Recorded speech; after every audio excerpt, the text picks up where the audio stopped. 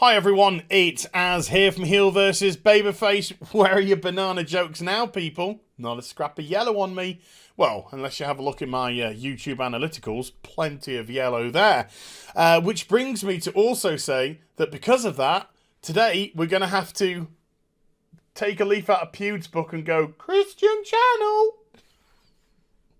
Let's see if I can pull this off, ladies. Okay, I probably already haven't now. Right. Superman, Henry Cavill, Geralt of Rivia, upcoming Geralt of Rivia, has come to the defense of fandom and shut down a journalist, and I say that with air quotes, an interviewer, let's just call them what they really are, for trying to push a narrative onto him which he didn't agree with, which was really cool to see. And before we get into that interview, I actually wanted to start off with this article from CBR.com. I think it stands for Comic Book Retweets, maybe? Because of their headline, which reads, The Witcher's Henry Cavill has a surprising stance on toxic fandom. It's not surprising whatsoever. Henry is using common sense. And this is one thing that I want to discuss, as well as the interview. This is really kind of like discussing this sort of terminology. It's not too difficult to get past. The reason why sites like this, journalists like, oh, the face says it all. That whole pose says everything you need to know about this person. Is because using the word as toxic is a great gatekeeping word. You know, it's like the ists and the isms. They want to shut you down. They want to silence you. They don't want your side of the argument because they're afraid of debate and are normally cowards. They only believe in what they say. They're very close-minded people. So if you say, I liked the Superman film, and they say, the Superman film isn't any good, and then you want to debate them, suddenly you're toxic. You're toxic because you're forcing your opinion. You're forcing your opinion on me. And this first paragraph is the only paragraph I'm going to... Well, only part of it is the only part I'm going to use of this article before moving on. But it just makes me giggle. It's more than a little expected nowadays whenever a new adaptation of an iconic or well-established character, such as Geralt of Rivia in Netflix's The Witcher, appears. A group of fans bombard it with negativity. That is exactly what the person sounded like who wrote it. Well, I gotta say, first and foremost, when a Witcher live-action series was announced, it was received very positively. Regardless of what the show is, what the film is, there's always going to be a group of people that are going to be either cautious, wary, not accepting. Hell's bells, they could announce Pride and Prejudice 2020. And there's going to be some 70-year-old woman who goes, well, actually, I don't know why they're making another Pride and Prejudice. I really like the 1994 adaptation. There's going to be always people like that. Regardless, it doesn't make them toxic. It doesn't make them negative.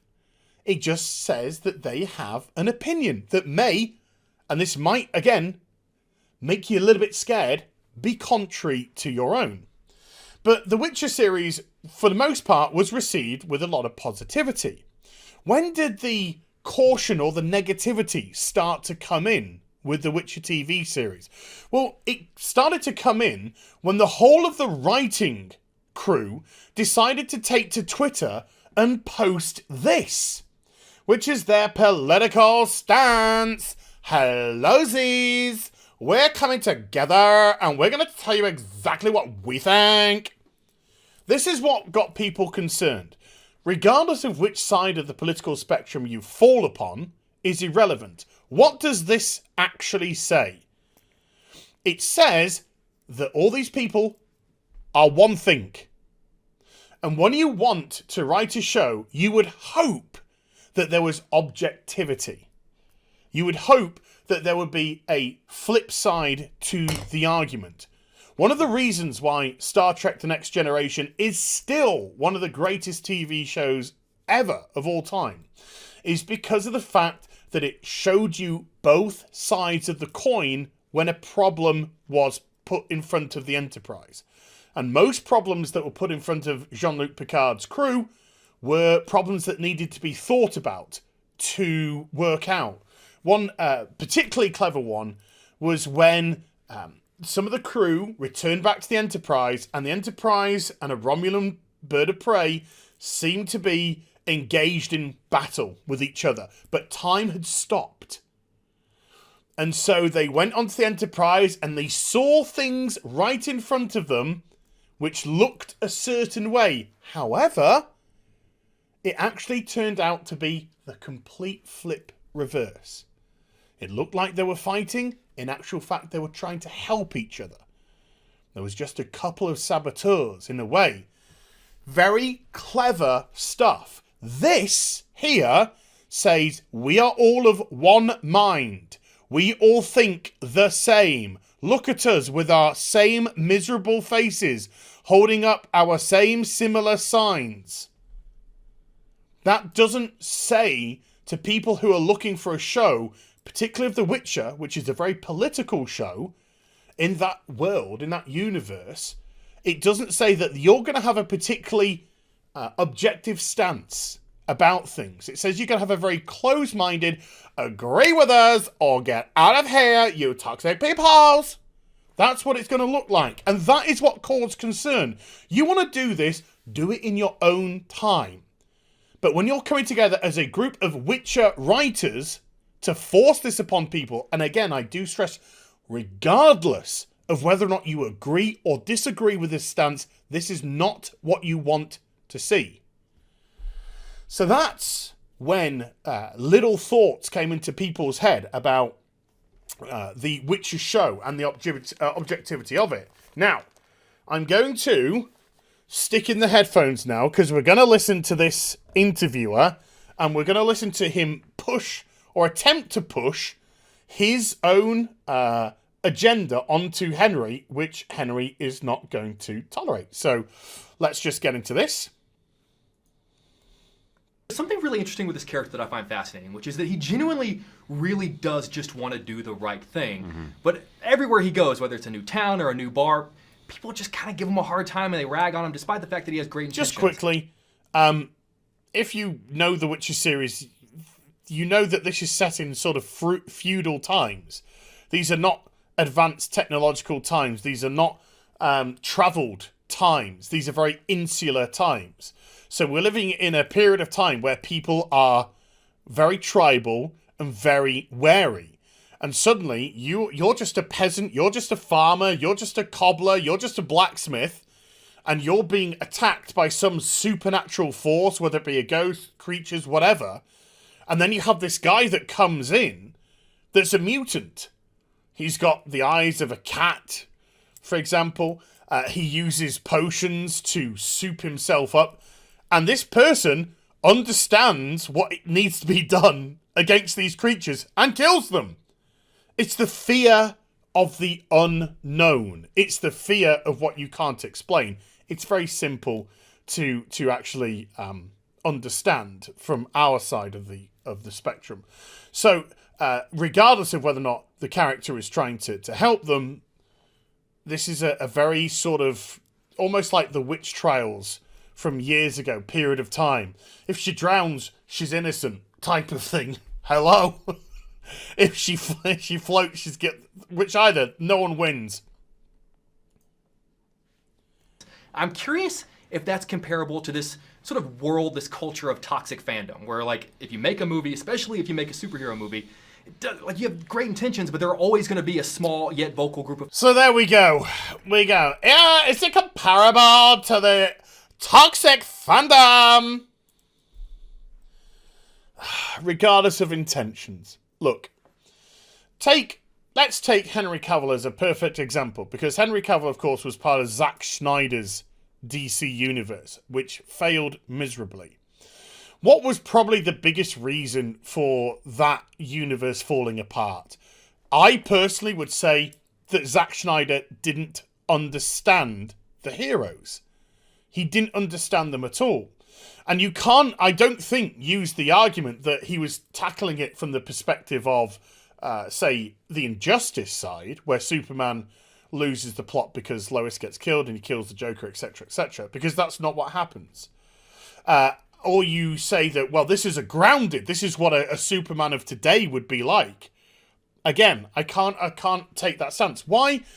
Anyone who's been following Superman for any length of time, this character is 80 plus years old. It's insane. And one thing, or the big things about Superman is his morality and his compassion and his willingness to do anything to save his adoptive world. Superman is the ultimate immigrant. Sorry, don't know why I brought that up. He's the ultimate immigrant. And so, to see things in, for example, Man of Steel, where Superman and Zod are fighting above Metropolis, and thousands of people are getting annihilated in this fallout, and he doesn't at anywhere try and take him out of the city. Doesn't at any point try and take him away from the population to tackle him in an area which would have the least impact. He doesn't do anything compassionate at all. It's just fisticuffs, fisticuffs, fisticuffs. And that's not Superman. And I think that's what really turned a lot of people off. The same with Batman and Superman. You had a very sort of closed Superman that wasn't wasn't necessarily what people didn't expect. It didn't make a lot of sense in that world. So all of Zack Snyder's stuff is very much open for criticism because of the take that he took. That doesn't mean that people disagree or who don't like are toxic. It means that they have a contrary opinion. Let's carry on. Henry comes in now. People there can kind of just be toxic. I understand what you're saying, but when it comes to fans, it is a fan's right to have whatever opinion they want to have. Just going to cut... Sorry, Henry. Sorry, Henry. Sorry. Just going to cut Henry off. He's right. Why does a fan have a right to have an opinion about their beloved properties, whether it's Spider-Man, Star Wars, Superman, Batman, Kinder Surprise eggs? Why? Because they pay their money. They pay their money to the people who are making it. And therefore, if they're not happy with the product, then they will stop paying their money, as we saw with Solo, a Star Wars story. Awful, generic, rubbish film. A film that nobody asked for, nobody wanted. Should we take a charismatic person like Harrison Ford, take his character, which is so beloved, and replace him with a plank of plywood? Doesn't work, does it? So if you are in a fandom and you pays your money, you've got every right to voice your opinion. The only difference between fandom of today and fandom of 30, 40 years ago is that we have more access to communication technology. We have social media, we have websites, we have YouTube. Hi, I'm doing it right now. I'm giving my opinion and people are coming to my channel. I'm not forcing this onto anyone. People are coming to the channel to watch the videos. And you can agree with me or you can disagree with me. And that's fine. That's your prerogative. Doesn't make any of you toxic for having that contrary opinion if you do. So yeah, fans have the right to voice their opinions, particularly when they're paying these people. And people are going to be upset because, especially when you're talking about books or games, because you're never going to be the exact person who they had in their head or who they played on Witcher 3, for example. I don't necessarily consider that toxic. I just consider that passionate. And it's something which I have obviously had to come to terms with over the years. And for me, with the comparison is not like that with Geralt walking into a bar. The comparison is more meta. It's more to do with xenophobia. Boom! What did I just say? And I actually never got past that. I stopped this a little bit early, so I've only just heard that for the first time now.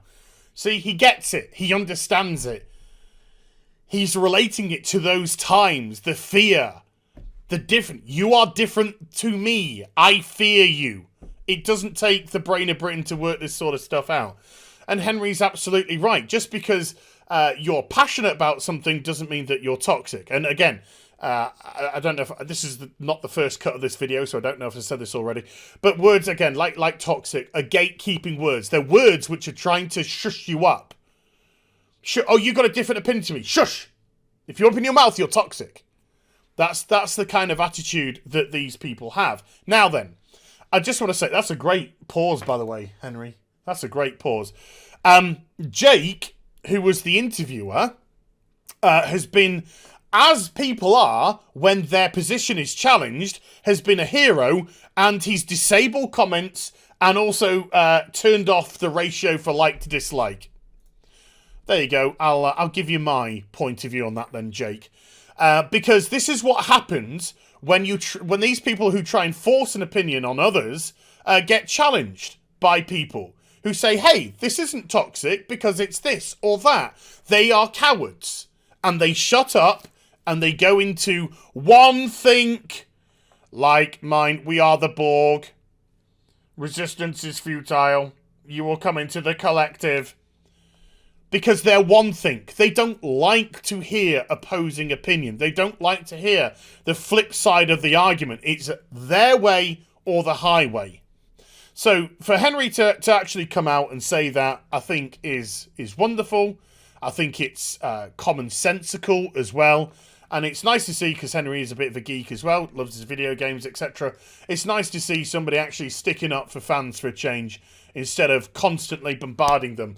Did you hear that, Star Wars? Star Wars, did you hear? Okay, so I hope you enjoyed the vid. If you did, do give it a thumbs up and also subscribe to the channel. Follow me on social media and Twitch for live streaming. Links are in the description box down below. And I'll be back with some more stuff very soon. You take care. Bye for now.